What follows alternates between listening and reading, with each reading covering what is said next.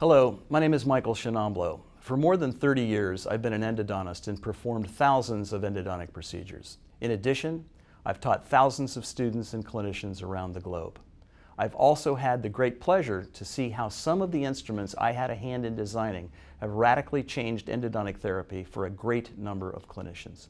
The ProTaper Next files are making a difference in people's hands every day. Let me give you a quick glimpse into how they work. As with most endodontic instrument sequences, the use of ProTaper Next is preceded by the establishment of the working length and a glide path. This highly edited video already shows a case which has been negotiated with a number 10 hand file. The working length has also been established. A good glide path is necessary with the ProTaper Next sequence, just like any other system you've used in the past. Most canals can be prepared with just 2 of the ProTaper Next instruments. The first instrument in the sequence is always the X1.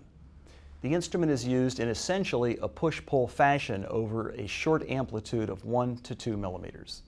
It should be noted that the use of ProTaper Next does not require brushing, but we show some here because I know a lot of you find this useful in removing restrictive dentin in the coronal 1/3 of the preparation. As can be seen, significant amounts of dentinal debris are generated and carried coronally with these instruments. Following the use of the X1, the canals are recapitulated with the number 10K file and irrigated with copious amounts of sodium hypochlorite. The next instrument in the ProTaper Next sequence is the X2. It is also used in a push-pull fashion over short amplitudes of 1 to 2 millimeters. It may also be noted that the use of these files produces a churning effect or turbulence. This facilitates the removal of dentin debris and the cleaning of the canals. Following the use of the X2, recapitulation with a number 10K file and irrigation with sodium hypochlorite is again indicated. In the case of the mesial roots of most lower molars and the buccal roots of most upper molars, only the X1 and X2 instruments are required.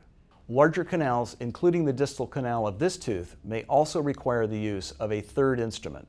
Here we introduce the X3. This is again followed by recapitulation with a 10K file and irrigation with sodium hypochlorite. The canals are now ready to fill. As you can see, a minimum number of instruments and a minimum amount of time is required to prepare these canals. And the added bonus is that these instruments do the job with a minimum amount of binding and even less of an opportunity for instrument failure.